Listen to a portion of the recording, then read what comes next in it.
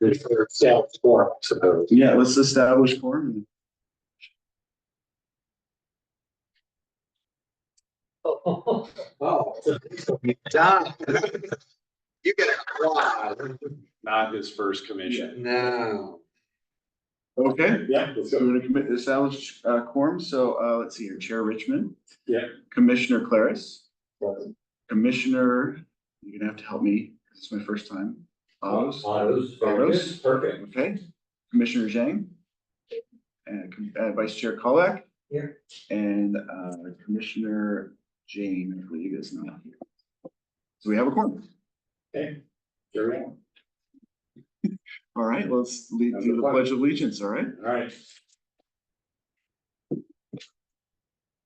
Allegiance to the flag of the United States of America and to the republic for which it stands, nation, under God, indivisible, liberty and justice for all.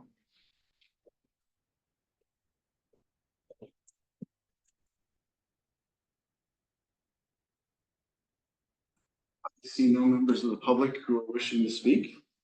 So we can skip that. So if you'd like, we can go to item number 1. Please. Which is introduction of your new staff liaison. So my name is John Maginot. I am your new staff liaison. I am the assistant city manager for the city. Been in the city for a little over 15 years. Have actually served as interim finance director a couple of times. I'm not in that role at this point. We recently reorganized some of the departments or the reporting structure for some of the departments. And so finance department now reports to me. So I will be the liaison. I'll be attending the meetings. Future meetings will have finance staff present. The other half of this item is an update on the finance director position. We have extended an offer. It has been accepted, so we should have a start date fairly soon. And hopefully in the next week or two, we'll be able to let you know who that person is. We're just finalizing a couple of things. And I'm super excited because I think this person will be a fantastic fit for the organization. Real benefit and asset for the finance department as well as the city as a whole. So very excited. They of course will be attending all the financial commission meetings. Moving from here on out, we'll also have other staff such as Nisha, who I believe you all met, as appropriate. Stephen, of course, will attend as appropriate, and whatever other staff needs to attend will be there. So that is my update on the finance director position, which again, hopefully soon we'll be able to let you know who it is, and you'll know exactly when they will start with the city.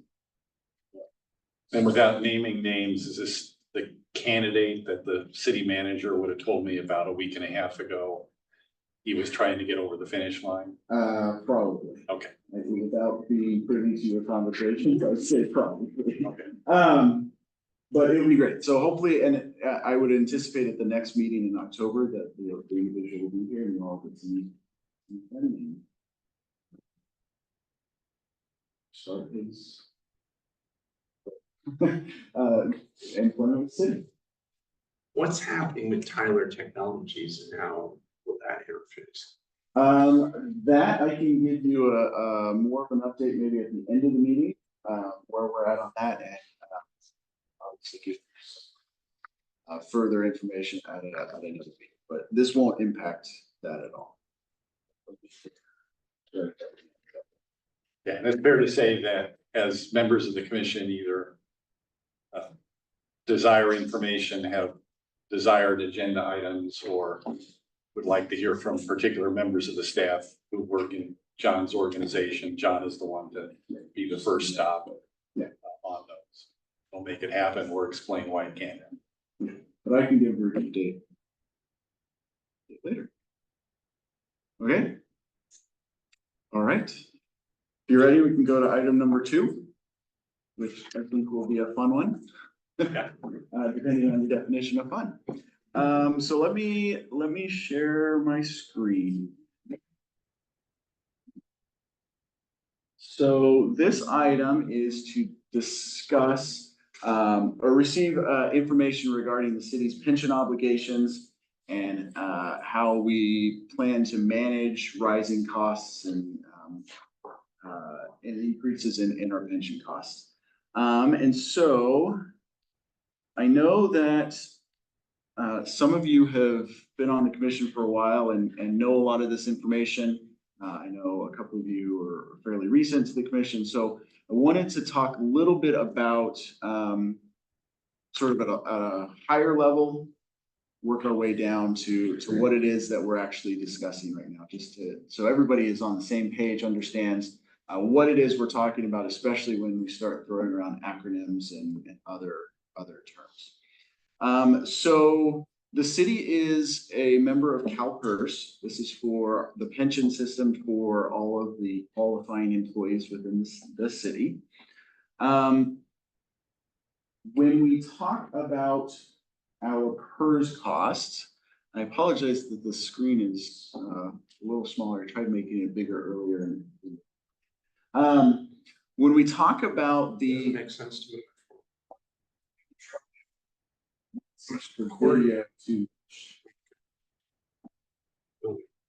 Yeah, that camera might scroll the camera. So when we talk about our pension costs, there's two aspects of the costs that make up our total costs. So the first is what PERS refers to as normal cost. This is based on the actual payroll that the city has. It is for current employees. Every 2 weeks, a portion goes towards PERS. This is, and there's different formulas based on the employee when they were hired, which plan they're at within the system, which I'll get into a little bit. And so there's not, outside of salaries and other aspects, there's not much we can do about our normal costs. It's pretty predictable, particularly given the formulas and whatnot. We can anticipate what those costs are going to be. The other costs, So on normal costs, why don't you also burden them with pre and post PEPRA employees? yeah, And if you want to come back to that, we'll that's get fine. into that. Yeah. The other aspect of the cost is the unfunded accrued liability, or UAL. So you'll see UAL a lot, or you might hear it referred to as unfunded liability. This is a magical number that PERS gives us. We'll just call it a magical number. Again, I apologize, it's small. This comes from the actuarial report that PERS sends to us. This is for our miscellaneous tier 1, which again, we'll talk about what the different tiers mean later. And I'm gonna see if I can actually make this larger so that you guys. It's either that or take turns to walk up to the screen. Okay, so. And that may be too large. Because we can't see what the line says. So, to make it as simple as I can, PERS has said, okay, based on your employees, your retirees, everybody that is in the system in the city of Los Altos, you have accumulated an entry age accrued liability of $85.5 million. And this is as of June 2022, because that is the latest actuarial data that they've given us. The data for 2023 should be coming out fairly soon, this week or so. But unfortunately, I didn't have it for this week. So they've said your liability, the city's liability is $85.5 million. Now, the value of the assets that the city has in the system is $60 million. So that's all the contributions the city has made, plus interest and growth and investments. They've said $60 million is what your assets are, which leaves a unfunded accrued liability or UAL of $25 million. So this is the gap that PERS has said that the city has.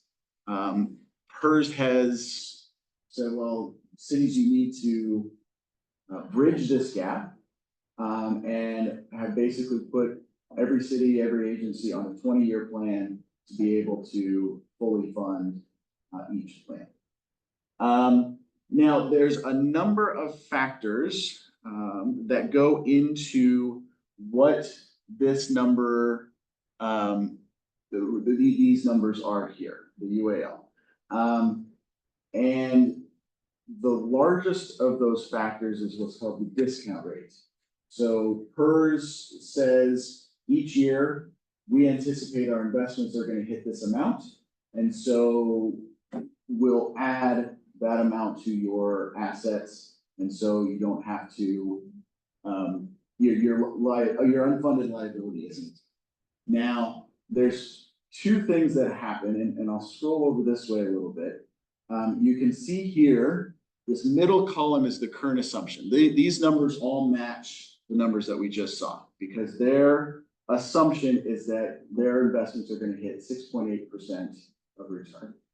Now, if the return is lower and they've given a 1% lower return, you'll see that our liability goes way up, but our assets stay the same. So our unfunded liability increases significantly. In this instance, about $11 million. If it's 1% lower than what it is.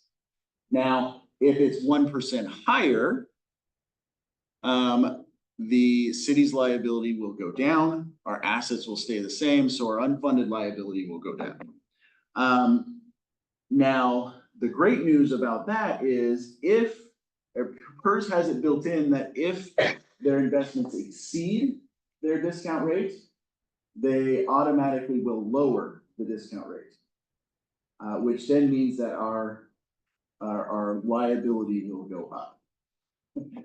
So if you think of it this way, if PERS has a bad year, our costs will go up. If PERS has a good year, our costs will go up. So that's kind of why that's why we're here to talk with you tonight to give you a little bit of information about this. Yeah, clarification, if they have a good year, our costs go up, I'm not really clear. Yeah, so and you'll see later a little bit what happens when they have a good year, they will lower the discount rate. So that 6.8% that they're saying, yeah, we're knocking that off of your liability, they'll actually lower it to something lower, which will make our liability go up. So when they have a good year, they then anticipate that they're going to have a bad year, so they'll just lower it. Like heads I win, tails you lose. Yes, you will notice that there are a lot of head scratchers when it comes to PERS. I don't know a nicer way to say it's in a So can you put this into context then in terms of how much of a financial liability this is for the city? Yeah, we're gonna go that way. Okay. Go to there. But before we do that, I want to just go back to this slide. There in the middle, you can see if PERS returns exceed the current discount rate by 2 or more percentage points. So right now it's 6.8. If their returns hit 9 or 8.8, they will automatically lower the discount rate. It triggers an automatic reduction. And that's why. I don't understand why.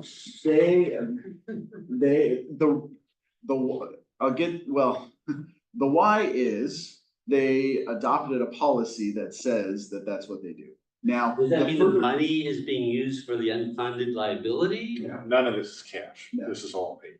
It's all in air. So the why is because they have a policy. Now, the further question is, well, why the policy? And that I can't. Yeah, I think That's what it is. Even though I think here's what happened, but John, tell me if you think I'm just reading the wrong sources. They woke up and their discount rate was too high, which created a big political hot potato. Because discount rate before they started this, 8.5, 8, something like that. Because if you use a high discount rate, you can talk yourself in a conversation with yourself into believing this isn't such a big problem. Sure. You do that, but you underperform on the investment side long enough and somebody finally goes, you're eating your own, There's a disconnect. you're disconnect. And so what I think they did here was to say, we're high. If we just drop it all at once, people will go berserk. But as we have overachieved years, we're gonna walk ourselves to a discount rate that's probably closer to what makes sense, number one. Number two, this came after a period of basically zero interest rates, which was befuddling them, because if you have a fixed income part of your portfolio, it was all zero, right? I don't know this. I've always understood that there is some rate that's a reasonable rate that the rest of the world uses, 6.5, and when they walk down to that, it'll be hard to explain why you take it down anymore. I've always understood this to be the political air cover to bring that discount rate down to a market rate that people would go, yeah, it makes sense. And my guess is, and again, I have no inside knowledge, but my guess is they understand that every time they lower the discount rate is a political hot potato, as it were. And so, yeah. And so writing it into the policy then means, well, our hands are tied, the policy says we have to, right? And they're doing it on the back of winning years. Yeah. So it's not. It's not as bad. Yeah. So the bottom line is our UAL payments in particular are going to grow such that we will not have the ability to pay them without some sort of change in our funding strategy, which is what we're going to talk about today. Now, one thing we wouldn't talk about, the city can provide additional discretionary payments or ADP. This is basically paying down the unfunded liability. We did that in about 3 years ago, and in the next few slides, you'll see the impact that had for the city. Okay, so we'll skip through these ones because you already saw them. So this is a table of our last 3 years of payments towards PERS. The blue box is our normal costs, and I'm gonna try this again where I maybe make it a little bigger. So the blue box is our normal costs. These are the amounts that's not much better, is it? These are, as we said, the based on our payroll, and we can predict what these are. The red box is our UAL, our unfunded liability, the payment towards that amount. And then the green box is our additional discretionary payment that we made 3 years ago. Now, if you look at the box down, or the table down here, you can see the actual dollar amounts. So our normal costs were 3.3, 3.2, 3.8. Our UAL was 3.2, 3.3, just over 3 million. And so you can see that in 1 year, our UAL actually exceeded our normal cost, which is a little disconcerting. Question, we expect 24-25 to be a lot higher than this? Yeah, we're getting there. All right, I have a slide that has our future payments. So if we put it into perspective, I wanted to put it a little perspective. Last year, our UAL payment was 3.1 million, total payment 6.9 million. For the upcoming budget year, for the current year that we are in, we have budgeted $3.9 million to transfer to the CIP. That's from general fund dollars. Our public works department, the entire department budget is 3.3 million. And our police patrol services budget is 6.8. So our UAL is almost the same amount as an entire department's budget. And our total payment exceeds what we spend on patrol services for our police.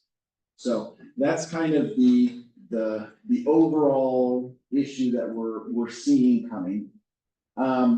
As I said, we're not gonna really discuss the normal costs because that's outside of what we're discussing today. What we're really focusing on is the UAL.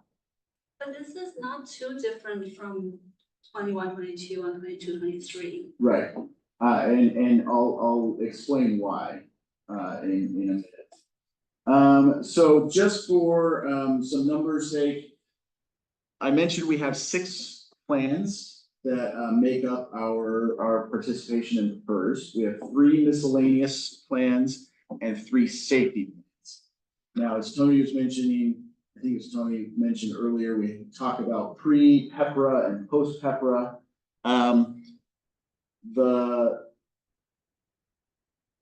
What Tony is talking about is the tier 1 for both miscellaneous and safety, which is sort of we call it classic PERS. It's what was happening for 60, 70 years through PERS, where there were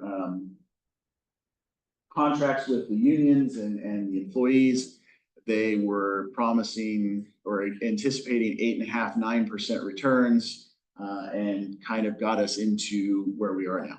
Now, the city actually has a second tier, which is pre-PEPRA. We adopted this tier, and so only a handful of employees actually fit into this tier.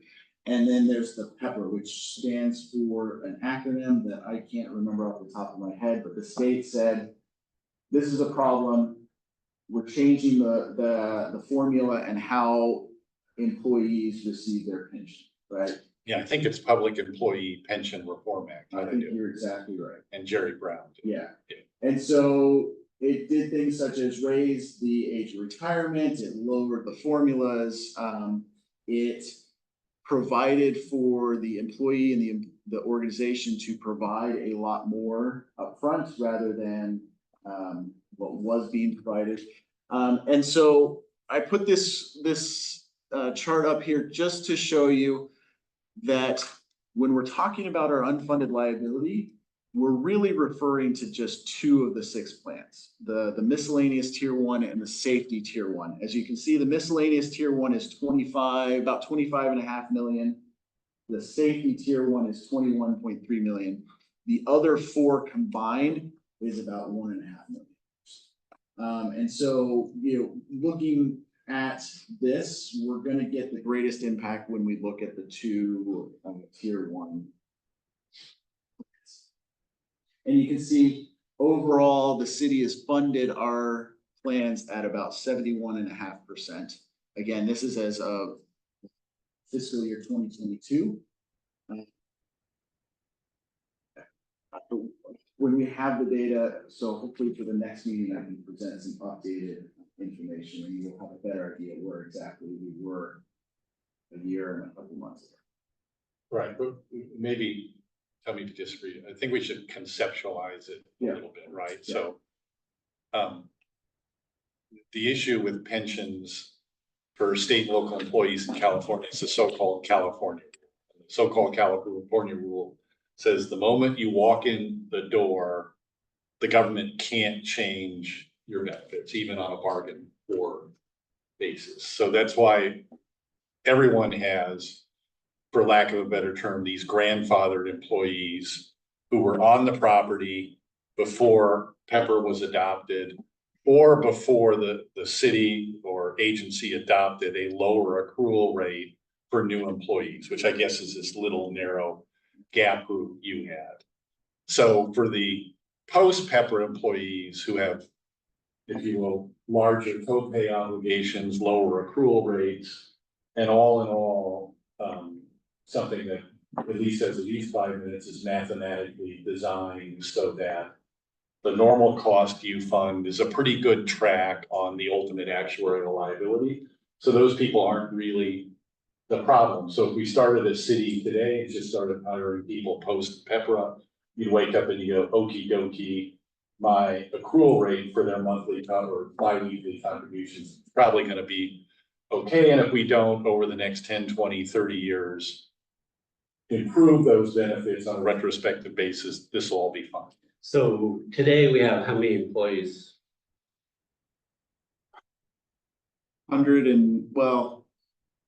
so we have 140 to 150 full-time employees. Certain part-time employees are part of PERS as well, so they are included in this. So I don't know the exact So, number. yeah, that's fine. So I'll say this round number, not round, but 150. And so within that 150, how many fall in tier 1 and how many fall in the safety? I'm gonna stop because it gets even a little more complicated than that, and then you go with that question, which Okay. is your character as pre-Pepper or post, as I understand it, follows you. So somebody can move Yeah. from agency to agency.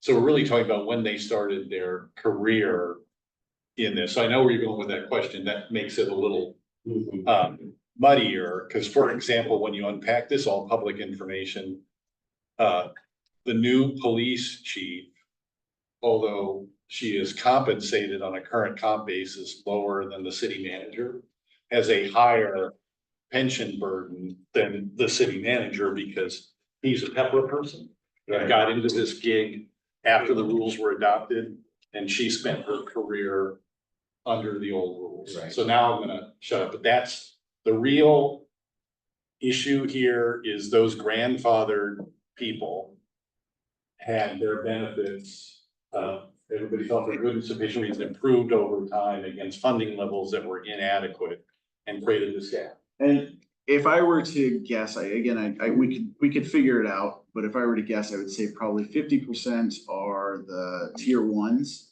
And then the other 50% are most likely Pepper because the tier 2 was such a narrow window of time. In the safety, yeah. For both, So Tier 1 miscellaneous and needs, safety are about 50%. probably. And then Pepper, the people that are, the other 50% are the lower requirements. Right, so, yeah, correct. So Pepper went into effect, I believe, January 1, 2013.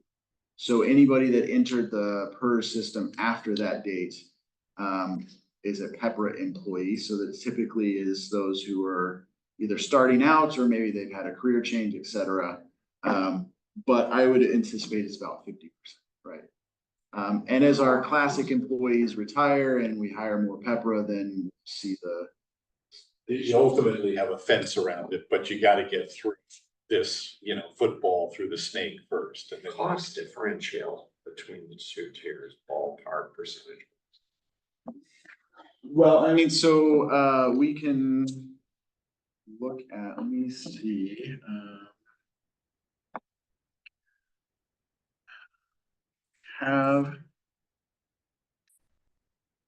We didn't pull out our actual cost, but you can see in And is it significant? go here. Yes, it is significant. The wild ass wag, if you will, because we're being recorded. I think the accrual rate is like 2% Yeah. post and 3% pre, so you took it down by a third. Am I in the zip code, John? Yeah. I'll have to find out exactly what the payment is, but I mean, you're talking, So it's about a third. you're talking, But to answer your question, it's significant. so is small, but this is our safety 1, so our safety tier 1. And you can see that the payment was 1.5 or 1.4 million. And our overall payment for FY 23-24 was 3 million, right? So just the safety tier 1 was almost half of our payment.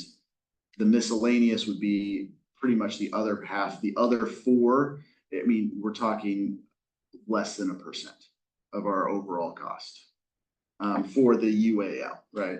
Now, they're going to be a more significant portion of the normal cost, just because it's based on visual, but it's significantly significant. Which is why I said earlier, you know, we're just really gonna be looking and focusing on two tier one. Yeah, safety is complicated where the numbers get bigger because they generally have relatively low retirement ages and large post-employment obligation. And I should clarify, safety is sworn officers, right? So the dispatchers, the non-sworn staff, they would be under the miscellaneous plans. Unless they were somehow negotiated into the hire. Okay, so Can I ask one question? Because I should know the answer to this. Fire, yeah, is that when are those people on the PERS rolls for the county? So it's an element of the negotiated fee to the county, or how does it flow? Yeah, through? Kind of so flow back to us. the firefighter, yeah, so fire is through the county, and so they have their own pension issues. I believe John is correct, it then just flows right back. to us. So- Flows back to us, well, they're gonna send us. They're not on our PERS roll. In other words, It's a different bucket. Yeah, but it's, it gets. It'll be raised. We'll see a big increase in. but that's not included in. But that's one of the ones when Gabe says, hey, when I renew fire, it's probably going up. That's probably one of the factors why fire is gonna go up. Okay, so I mentioned 3 years ago, we made an additional discretionary payment of $5 million. So 3 years ago, I presented this to the commission. This is what our annual UAL payment was, or predicted to be. You can see in FY 2021, it was just under 3 million. We anticipated to go up to about a little under 5 million, and then it would start to drop down. We made the $5 million payment. And this is what our UAL line did. You can see it dipped, and then now we're anticipating it going up. Well, you're probably saying, well, why? The reason is because at the same time, PERS lowered the discount rate. So our anticipated action was, our anticipated savings were wiped out because the discount rate was lower. Now, in the 3 years since, we have seen $1.5 million in savings towards payments, or towards our payments. Now, a big part of that is because PERS had a good year. So our payment was lower than we had anticipated. But we do anticipate that our payments will go up and up and up. If we had not pre-funded, I would anticipate that the orange line would completely be above the blue, right? We would see our increased expected payments would be significantly higher than even this line here. So, and this is just showing it at a little, I chopped a few years off so we can actually see the difference. Whereas the current year, we're anticipating just under $4 million. By 2032, 33, we're anticipating $5.7 million as our UAL.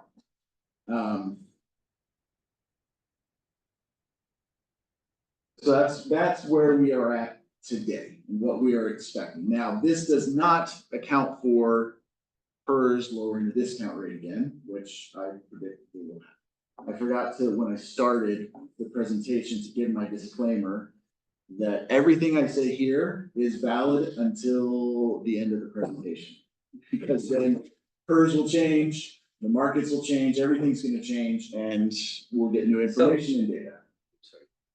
I was gonna say, so the current discount rate is 6.6. 6.8. 6.8. Yep. 6.8, and they just announced that they had returns of 9.3.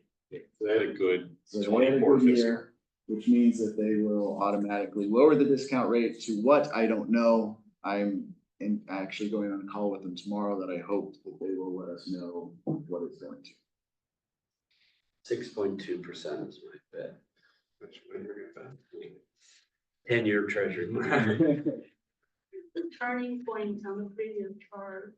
So, where it starts to dip down, that is, if you think of it as a loan, it's the point where you have paid off enough of your principal that you're no longer making significant interest payments. And I'll show you here in a minute some numbers that will help to picture that. Designing the annual payment, so we always hit that turning point at the same time, or? Well, so there's some factors into that, I'll go into that in a little bit. I think I have a couple of slides that will talk to that. So if we pay all, so we have $30 million of unfunded liability right now. How much? We have 51.8 currently. And our tier ones are 49.7. And our total Los Altos annual budget is what? So operating is probably close to 50. So, is this sustainable? No, which is what we're gonna get to, which is why we brought this and we're gonna discuss it and what we're gonna talk about and how we can try to make it sustainable. Yeah, same question, is this a one-time gap or normal costs now annual is covering the ongoing liability? So that is the ideal from PERS is that once we've made up the UAL, then the normal cost should be enough to sustain it, to cover the liability. This is kind of the legacy problem that. Yes. So, but there's nothing to say that the financial issues that CalPERS is having won't continue, Correct.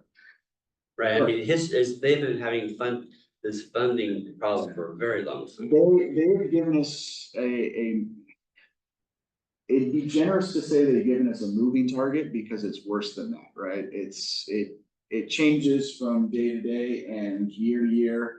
And they give us a wide range of, well, this is what we think it is, but if our investments are lower, then it's gonna be something different.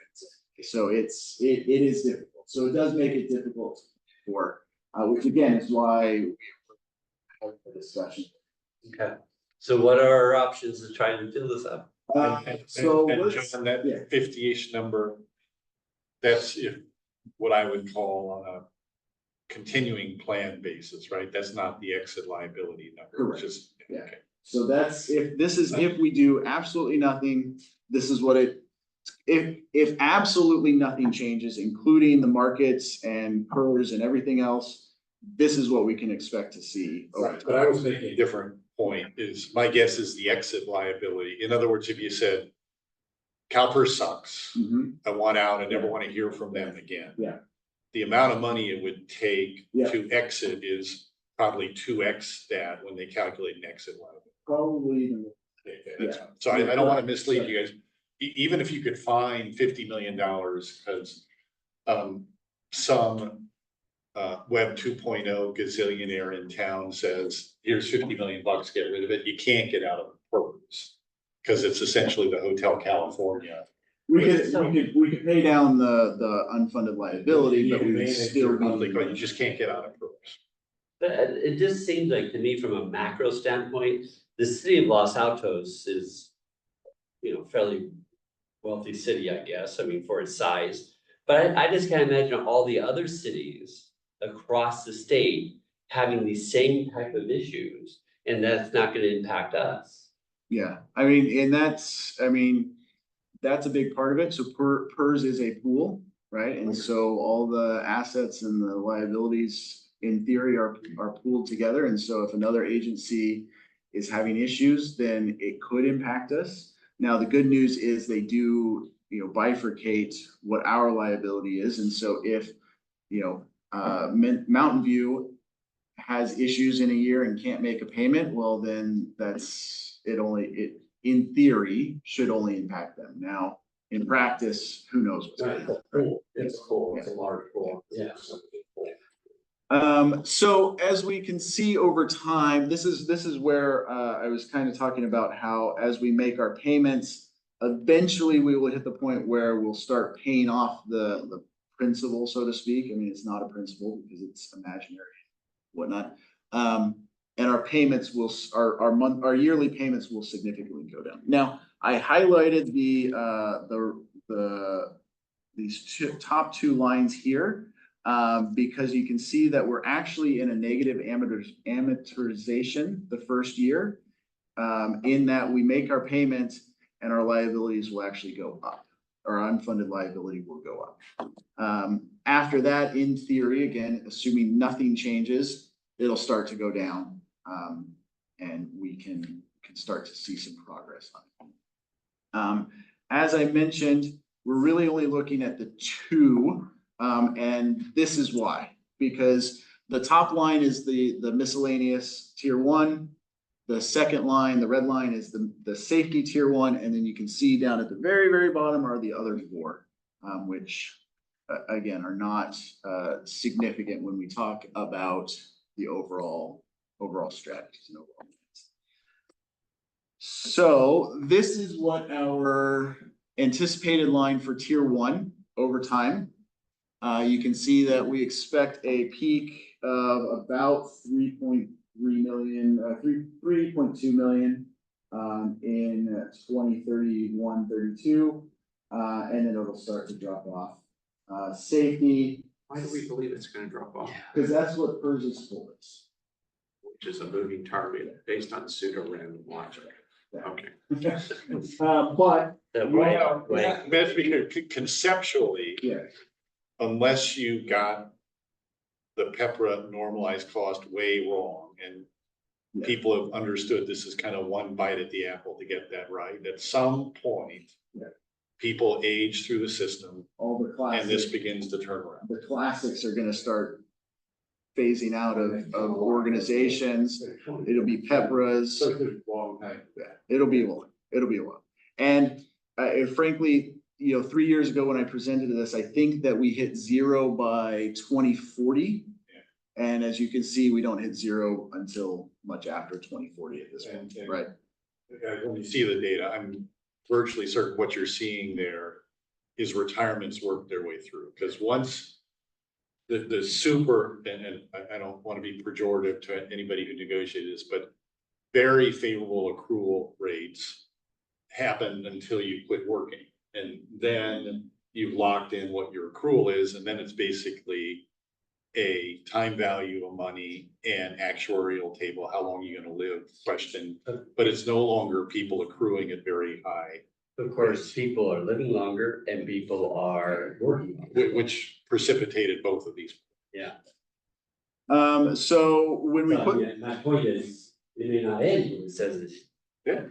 it's entirely true. So when we put the two together, you can see that we hit about $6 million in 2031, 32 timeframe. We are anticipating that around 2028, 29, so 5-6 years from now, I guess 4 or 5 years from now, I'm not good at math either, is about when our annual payments are really going to be uncomfortable. And we're going to really be struggling to make the annual contributions to UAL. Again, assuming nothing changes. And that even includes property tax raising and revenues increasing and generous benefactor coming in with $50 million. This kind of invites a macro question. Should we do a hiring freeze and look to outsource as many things as we can? So, I mean, that is a question for the city council. It's not what we're looking at right now. Of course, we want to be able to provide high quality public services to the community. Of course, we do look for opportunities to maximize our efficiencies and reduce our costs wherever we can. And that's what I say is in 4 or 5 years is when we're really going to be having those difficult conversations of, well, do we make our UAL payments or do we pay the roads? So Tony made a good point, right? It's the legacy that's the problem, not the. Disproportionately, and also when you look at this, in fact, John, the fact that Los Altos is a pretty small city and thus was not able to bring in a lot of functions that were brought in at other larger cities. You may not like this picture, but if you brought in trash removal, if you brought in a big maintenance function for vehicles, you can add the list of people and Fire. Well, fire is probably a past, you Well, no, probably if can't we touch. had our, if we had our own fire. Yeah, but lots of things, when you go to really big cities, they brought in a long time ago, and those are the cities that have really, this is bigger than a bread box, but some of the cities have enormous. San Jose, the number's like $1 billion. I mean, the number's enormous. San Jose is its own separate pension system, but like, yeah, I mean, even Palo Alto is, I think they're close to $1 billion as well. But see, I mean, that doesn't take a macro question though, that shouldn't we be looking at the strategy? Well, and that's what I'm getting to is what our current strategy is to make this more manageable, and we'll hopefully can see a little bit of what the impact of that will be. So speaking of that, I mentioned earlier the fact that we can make prepayments on our UALs. I picked the number 85 just as a number to be funded at. If you'll remember earlier, I said we're at 71.5. Who knows what that actually is today? But if we were to say, well, when are we going to get to 85% funded on our liabilities? It would be about 2033 that we did so. Now, we currently have $5 million in our PERS reserve fund. If we were to send that to PERS for a UAL payment right now, we think we can move up our date to hit that number by a year or two. We would also anticipate saving or reducing our payments by $5.1 million over the next 20 years. And we'll show you a chart in a minute. And so, sorry to clarify, so paying 5 million now will save us only in total 5.1 million over 20 years? correct. That's not a very good That doesn't deal. sound, We'll make more on our bonds. Right, Okay. so 5 million, and we'll show you kind of the chart and how it does, but to your point, by making these payments, that drop off that we see, we can move it further this way, so it gets closer and closer to when we can just drop it off, right? But in some ways, prepaying is a gamble. Right? There's no certainty whether that those numbers will even pan out because of the. It's entirely true, right? And that's one of the difficult things with dealing with PERS. I mean, as we saw, we put in $5 million 3 years ago, and we've seen $1.5 million in savings, right? And so when we say we anticipate we can reduce our payments by 5.1 million over the next 20 years, that's simply based on the data that PERS has given us and the information we have as now, right? As things move forward, we can, it could increase, it could decrease. That's the most conservative number that we can get, right? The last thing I'm going to do is come in and promise, $10 million in savings, and we don't get it. But we anticipate at least 5.1 million in reduced payments. So the current strategy, we have $5 million payment now, and then we budget $1 to $2 million each year. We have, at the end of this fiscal year, we'll have another $1 million we budgeted for this year to transfer to the PERS reserve. We keep making those additional payments to pay down our UAL until we hit a targeted fund or a targeted funding percentage.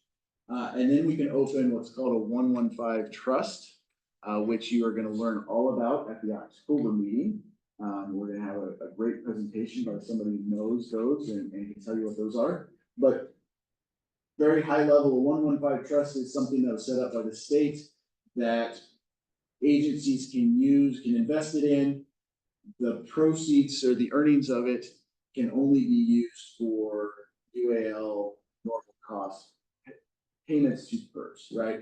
And so we started, the investments that we earn from that trust, that can be used to further offset the impact to the general fund. And what's the advantage? I don't understand the advantage of. Here's, first of all, sorry, Scott, I have a question because I've never seen it expressed this way. Okay. What does once hit funding level comma mean? So what I'm saying is, once we hit the current strategy that we Yeah, have, okay. is once we hit the desired funding level, then we'll open the trust, and instead of making additional payments to PERS, we put the money But into the. yeah, trust. but to be clear, that's a policy decision. Yes. If we wanted to take the 5 million today and put it in a 115 trust, we could, right? That is the discussion that we're having. Yeah, okay, but What does the 115 trust offer us? What's the advantage? And that's what's gonna come in October, right? Because I'm not an expert on it, so we're bringing in somebody who is, to explain what it is. I mean, here's so I'm gonna jump in. Here's the conceptual benefit. Okay. The conceptual benefit is as follows. Once you send money to PERS, it's gone. Right. You can't repurpose it. You can't use it for anything else. So if you accept that the rough math here is 3 in normal, 3 in buy down my unfunded, what were your numbers? yeah, it's about that. Oh, 3.5 and 3.5, right? So I need 7 million for PERS, okay? If I take this 5 million and send it to PERS, it is up there. And whatever benefit you get actuarially to buy down the unaccrued liability happens. And so in next year, you would expect 7 might have gone to 7.5, maybe it stays at 7, maybe it goes to 6.7, but you gotta come up with the 7, okay? The reason you do a 115 trust is, while the money can only go to PERS, there's no requirement that it go to a supplemental payment. So if you put 5 million into a 115 trust, so accept my view, we paid 7 for the normal and the buy down, we put 5 in the 115 trust. In year 2, I owe 7 to Sacramento. I could send them 7, or I could send them 6 and take 1 out of the trust, or I could send them 5 and take 2 out of the trust. So what it buys you is downside. Frankly, what you're buying yourself is some downside liquidity protection if you ultimately, from a budgetary perspective, got ahead of yourself. Because take it out of the trust? You cannot take it out of the trust, as I understand it. Once it's in, it's Yeah, in. once it's in, we can only use it for PERS, right? But John, you owe the guy $7 million a year anyway, so No, I got you that. essentially get it back if you use it to pay the portion of the 7. I mean, there's a lot more that there's, Right? Or it being in the trust. no. You know? Yeah. Then why is that? Well, so We said that. Yeah, just having cash. it doesn't bother. Because you will go and invest the trust differently than the city can invest them. So and this is where it becomes a hand wringer, right? Is, do you want to be the ones to tell the financial advisor, go invest that 65-35 in equities, and let's go see if we can beat CalPERS with the money, and if we have a disaster or something and we need cash here, we can take it back. If you keep the money at the city, you're going to invest it under the city's post-Orange County investment policy, and you're going to buy short and medium term bonds, which under kind of any world you want to live in will earn less than the 6.8 or 6.5 or whatever it is. So the difference basically is you send it to Sacramento, it's gone, and the 7-ish, you have to confront it next year, or you fund a trust and begin to invest it. So you could have a much longer horizon in the trust and be more aggressive in the investments. Maybe. Potentially. It's complicated. And that's part of the information that will be presented next month, because a lot of the question then gets to, are the earning, or do the earnings from the trust exceed the savings from if you just send it straight to PERS? I mean, Tony's right. If the city just holds on to it, we can only invest in certain things. There's a lot that has to be considered and thought about in this whole thing, and all of it is, and frankly, all of it is theoretical, right? And we hope that if we make this decision, that the best outcome is gonna happen. But, you know, there's years that, PERS exceeds what the trust does, or the potential savings exceeds what the trust would have earned. You know, we can ask the question of, we saved $1.5 million over 3 years. Would the trust have earned $1.5 million over 3 years? We don't know. I mean, it's all very theoretical and.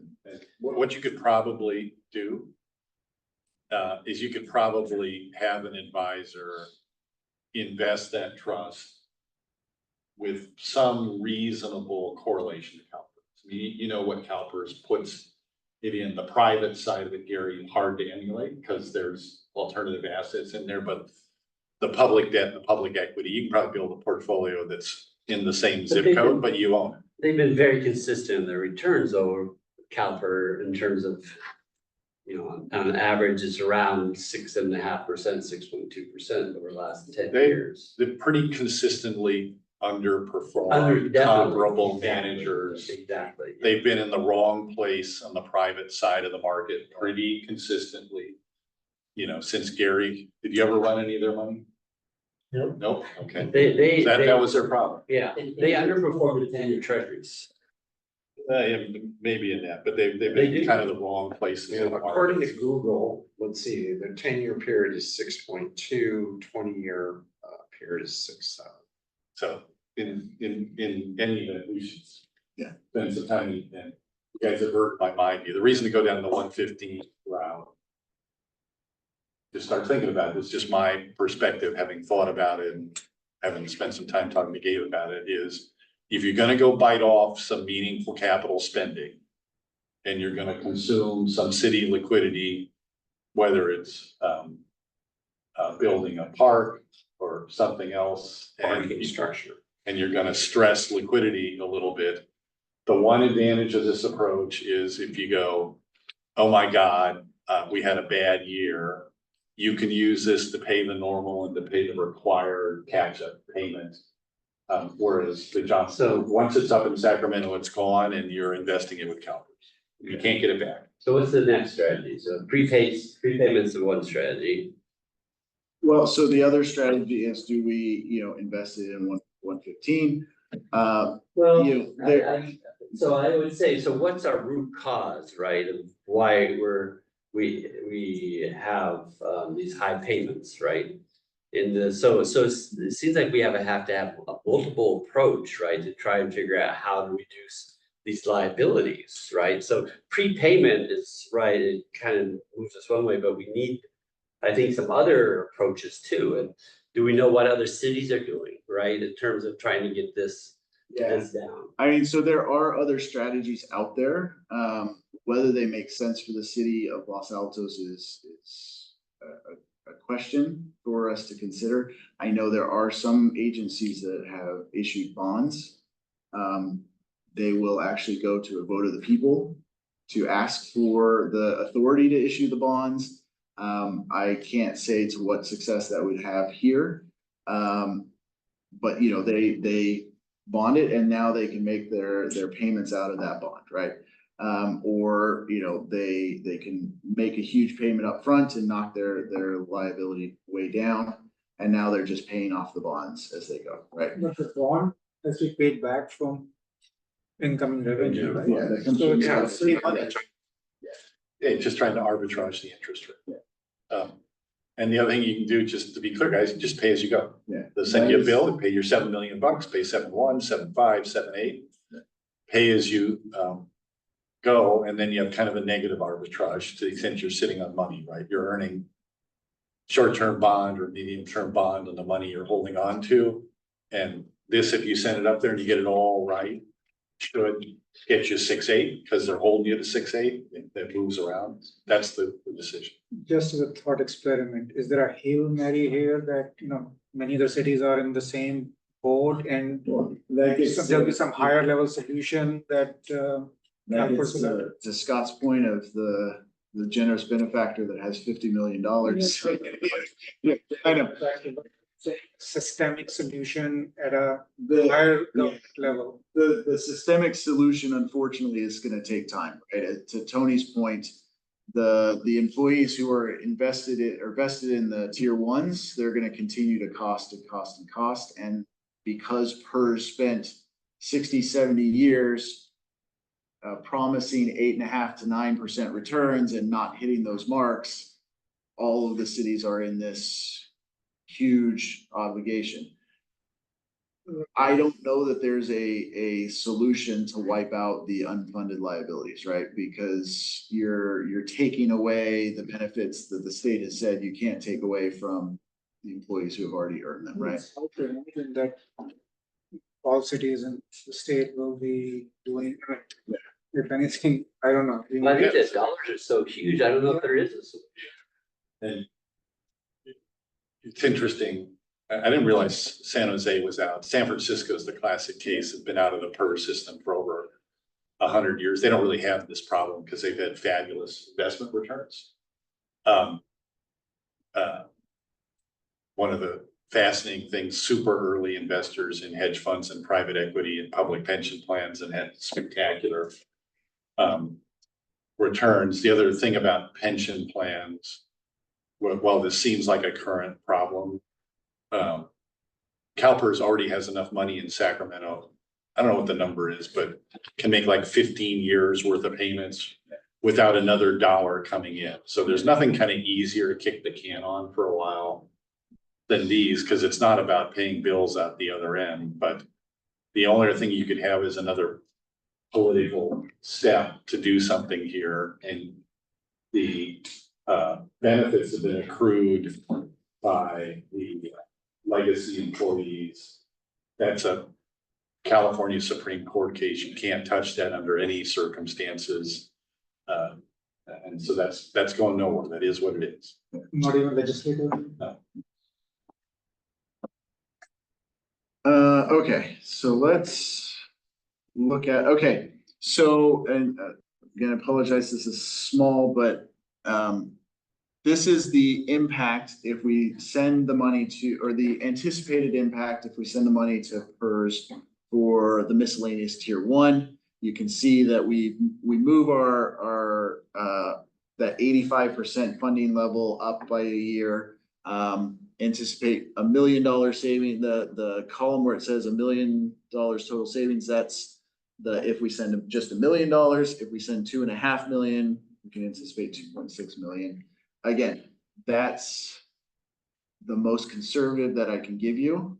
I would anticipate that it would be higher than this, just based on historical performance and the fact that PERS will probably continue to drop the discount rates, which will increase what our payments would have been, but we can, offset that if we make additional payments. Impact on safety tier one, it's about the exact same numbers. So I won't spend too much time on it. And then across all 6 plans, again, about 5.2 million over 20 years. So, and then this is what our chart or our payments look like if we send, so the top bar is the current payments. If we send 1 million, if we send 2.5, if we send 5 million, what we expect our curve to start to look like. And again, that's what I was saying, the shift to the left as we send the payments. So we will expect that pension payments as a percentage of the whole city budget will be 20% of it. It's at least that 5 million is at least 10% of it. Sure. And then you have the other, It's 7, so it's gonna be 13. and then of course it's gonna go up, so it's gonna be 20. 15 to 20. Yeah. And that's if we do nothing. If we just. I mean, we have to pay the 5 million out every year. On top of on top of the other 3 million we have. to Yeah, so if we paid out the 5 million, then I would anticipate these numbers, the lines will go down. You know, instead of doing this, it'll start to kind of do this even faster, right? Now, our current strategy, as I said, is pre-fund, so $1 to $2 million annually we'll budget as, you know, as we have funds to do so, to make payments to PERS. Again, only on the two. What are we gonna do, right? From the city standpoint, what are we going Yeah. to do? And that'll have to be weighed as part of the budget, right? Look at what the priorities are, from the city council. We'll have to talk with them and weigh exactly, you know, what is not gonna happen. Because we're making these payments to PERS, right? And then, use the 115 trust, which again, we'll talk about next month. To continue to further offset, right? So doing something to make sure that we can manage what our payments are and hopefully bring down our annual payments. Well, yeah, I mean, the other strategies that we may want to be thinking about are kind of, you know, what are the other areas of possible contribution? I mean, what are their additional revenue sources, right? That the city needs to think about if we want to keep, you know, the current levels of spending at, you know, for all our services. Sure. And when we look at the other strategies, that's each of us, you know, to what, you know, is possible, how we can do it. It's something that we'll have to discuss as we go along, right? So I've talked a lot about next month. So questions for next month as we continue this discussion. Well, I do. So the other part of the equation is really the expense part. You know, is there any way that cities or what people are doing to try and get their tier 1 safety costs down? Is there anybody doing that type of work? Yeah. Well, I mean, a lot of them are discussing the exact same things that we are right now. You know, do we make additional payments? Do we go with the trust? Do we, you know, bond? Do we figure out some other solution? Do we do pay as you go? You know, are there other programs that PERS has that, you know, maybe more expensive up front and then cheaper as you get further out? You know, this is over a 20-year period. So do we, you know, change it to, I don't believe we can make it longer, but we can make it shorter. The payment period. But yeah, I mean, it's all cities that are part of PERS are going through the same questions that we are all discussing. I can tell you there's some that are just hoping to do best and make payments as we go, and we'll up to that. Right? Hope is not a strategy, they say. It's true. So again, so next month, the things that we'll really talk about, what level of funded do we want to get to? You know, there are advantages to getting to a higher number, but then, as we talked about, you're sending to Sacramento, it's gone. And so does it make sense to be, I just put down two numbers, 85, 90. Is there a different number in between? Is there higher or lower? So you said you did this presentation 3 years ago, It was, yes. right? Yeah. And Maybe so not how this exact. accurate was the guess 3 years ago? It was pretty bad, wasn't it? Yes and no. Let me get back to.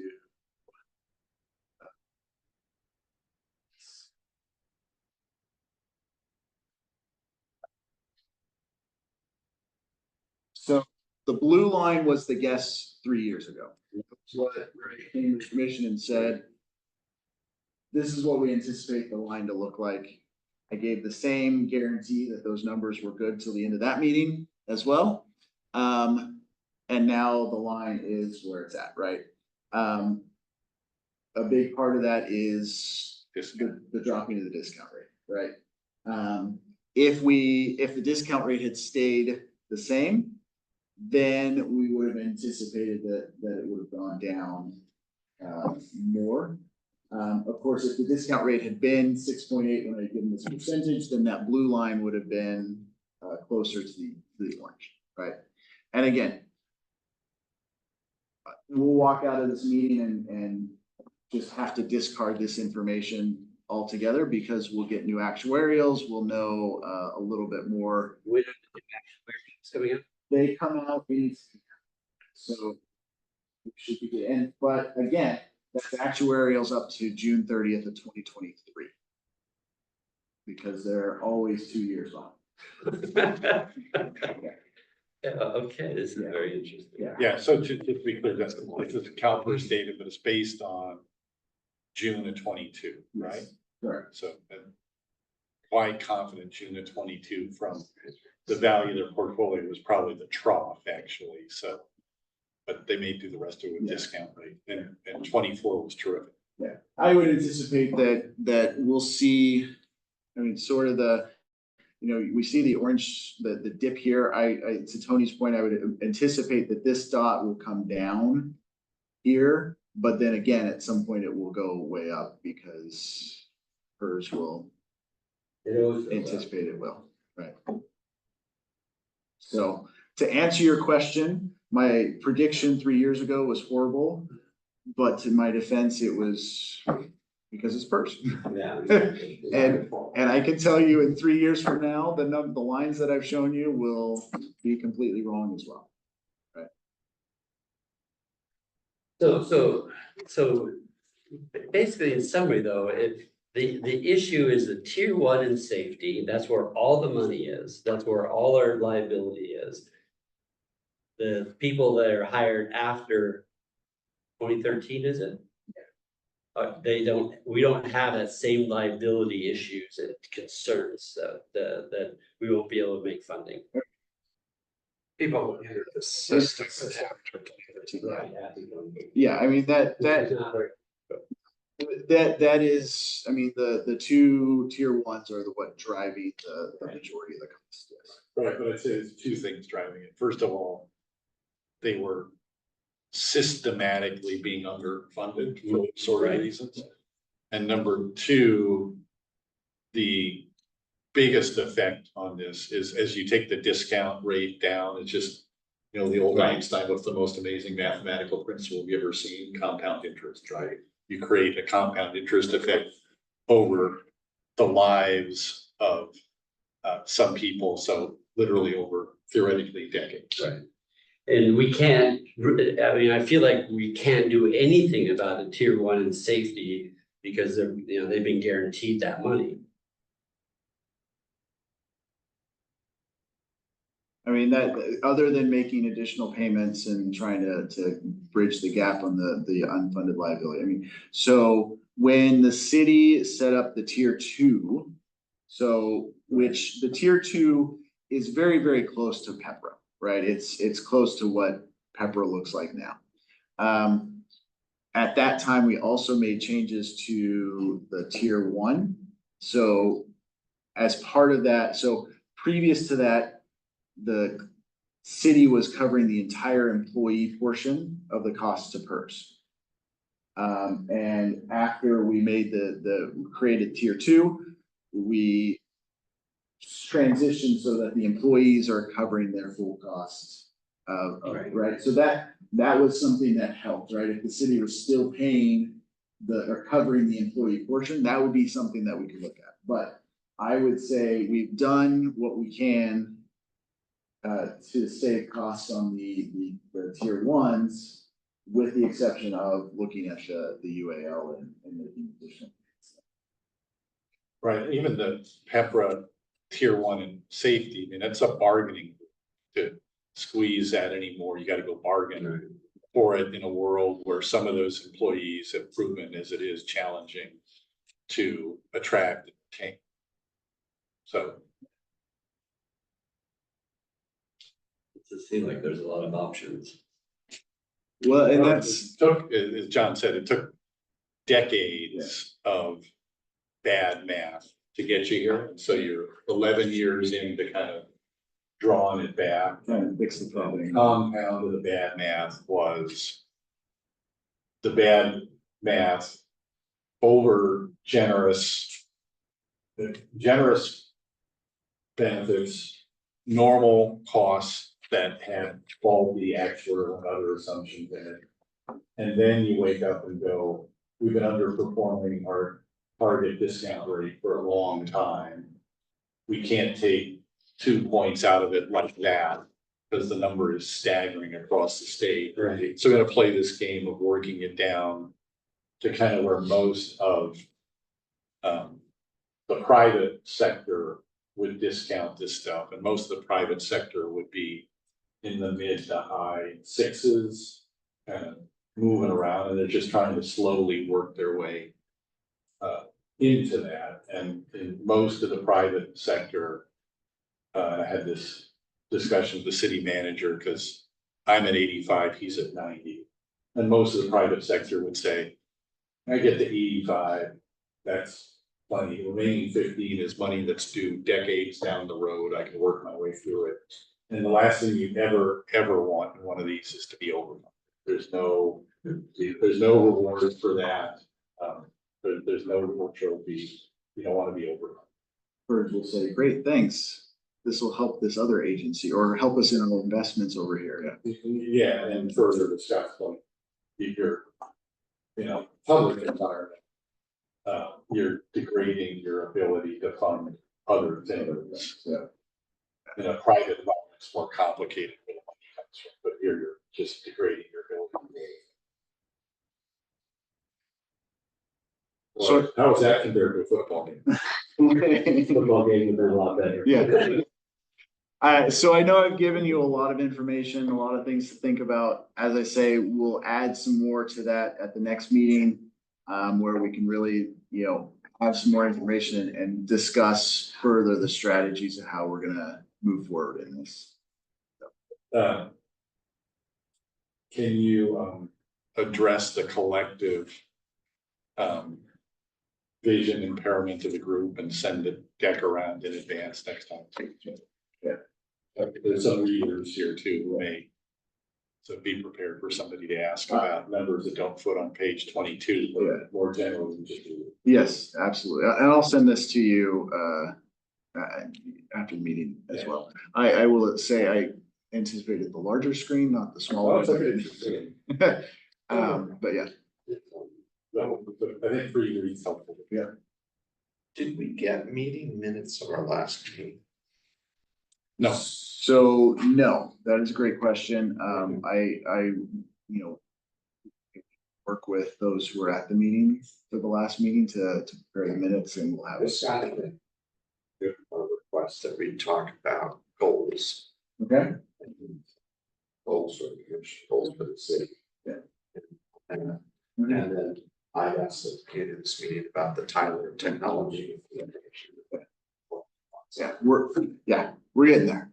So the next item, so the item number 3 on the agenda is reporting on the CIP. This was follow-up from your discussion at your last meeting. Tony, I think you just wanted to. There was some sense, at least, that got back to me indirectly, given public meeting rules, that some people thought they had questions that weren't answered. If that's not the case, but I'd defer to the commissioners, or if they want to see something in the next meeting on capital spending. It'd be nice if we saw more detail. Yeah. Or one of the things we requested was on the projects over 500,000, if we could see more detail. More definition of what the work is, possibly a work breakdown structure, schedules, things like that. I don't think most of the commissioners are interested in projects, the lower dollar projects, but we're more interested in larger ones. Sure. Yeah, I mean, we'll keep that in mind when the CIP comes back. And of course, if there's information that you have questions about or feel you need, you can always reach out to me and we can dive as deep into it as we can. And if you want to look at the $50,000 project to upgrade something at some place, let me know and we can sit down and we can talk about it. Okay, John's ready. yep. Yeah, so, okay, but are we talking about future agenda items yet? Just about. So we're reports and comments, and so I mentioned I would bring up, or I would talk a little bit about Tyler. At the end, we're still on track. The hiring of the new finance director should not impact it. I believe we're targeting still spring for for implementation with some working out some bugs later on. I can give you a full update by email. I think the question was, with Central Square, the issue was how the chart of accounts was set up. Mhm. And that it was problematic. And so we want to make sure that the chart of accounts is set up properly, that the auditors like them, and that the folks at Tyler Technologies look at them and say, hey, you know, these are areas you might have problems. So we don't repeat a mistake. That was a big concern. And also make sure we have a buy-in with the new finance director and that everybody's comfortable, because once it gets implemented with the charter accounts, it tends to get extremely rigid and difficult to update. Yeah. And that's basically my question. Okay. I'll check in on the chart of accounts and get back to you. I know we talked with the new finance director about Tyler. There's no concerns. It's widely used, Yeah. and people say good things about it, so that, I don't think Tyler per se is gonna be a problem, it's just how we, because we just have so much personnel change. And personnel change in critical aspects. Okay. So with that, unless any of the commission have any reports, we are at future agenda items. So, I thought we were gonna talk about it this time, but, we had last time put together a proposal around creating, you know, goals and objectives, a scorecard. Looking at key KPI, key process indices for the cities and being able to have a way for us to kind of be able to communicate effectively between the finance team and the finance commission about the status of everything. So, Okay. so that was a proposal last time for us to kind of move forward with putting that together. Yes. And so, I don't know what the right way to do that now is, whether we want to form a subcommittee to do that, put together a proposal, work with the new finance director, with you. How would we work with that? Let's put the work plan, the commission has a work plan. Let's put the work plan on the agenda for next meeting. We can talk about it as part of that. And if it's something the commission wants to explore, discuss. Well, I think we did, we just said that we did want to do that. Right. It's like, you know, how do we kick it off? And you think, okay. Should we have, that's what you're saying, is should we have a discussion here or create a subgroup and then put a proposal back to the commission to Yeah. have further discussion? No, I get that. And since it's not on the agenda tonight, right, we can't take any action. So that's why I say let's put it as part of the discussion on the work plan. If we can have that, we can have that discussion of, do you want to discuss it as the full group? Do we want to put together a subcommittee? Who should they work with, et cetera? And we can do that. When is the next commission meeting? So the commission meets the third Monday of each month, or not each month, but third Monday of the month. So that would make it October 21st. Very good. And Paul.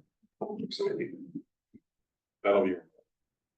I won't be calling you. Why not? John, why don't, other people should weigh in. I thought this needs to be part of the finance director, because you're really creating some reporting obligations that he or she is gonna be burdened with. And if that person's largely in the seat, then I don't have any problem agendizing discussion of potential subcommittee to work with them, but I just think creating this has been hard for us in the absence of a finance director who's really kind of been an executive, which we really haven't had for 2.5, 3 years, something like that. So we ought to let that person get on the property, get going, but then weave them into it. So maybe if you started, if they're coming in month or so, you start a subgroup in October, maybe in November. You can have that subgroup meet with that person, get something going. So we'll have, I mean, I know you won't be here, but we'll have at least the work plan and we can discuss this, and the new finance director should be here. And so as to Tony's point, then following that meeting, they can start working with You can get that. appointed in that. Okay. Sub-working group. So let's make sure it's on the agenda, and I'd like to make sure that specific item is on the agenda.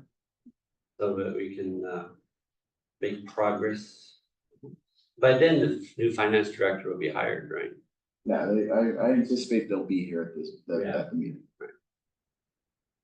And to be honest, I think even if he or she wasn't, we could still make some proposals. Well, we could go and have a subgroup and Yeah. just start working those things out and propose it to the commission and see what they think.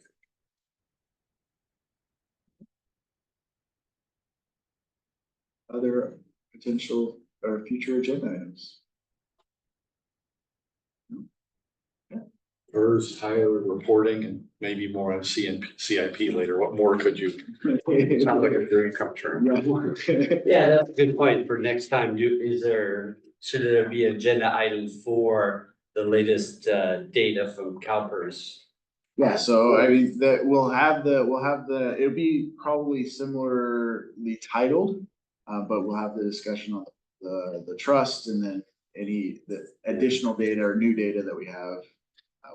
Do you think by then you will get those, 40 or 50 page by plan reports? Is that what they're due to produce? Yeah, the actuarial reports, yeah. Okay, so, you should burden the commission with those. It's not fair that people haven't read them. It's gripping stuff. Yeah, especially if we're gonna get a 40-page report. It'd be kind of nice if we could get it before Friday. We don't want to miss any. Yeah, any they're It might take me a while. largely innavigable, but Yeah, we'll put them on their website in the next few days and read it to their heart's content. yeah. If they do get posted publicly, then you can, be done with this by sending everybody a link, given it's public information. Okay. Thanks, John. Thank you all.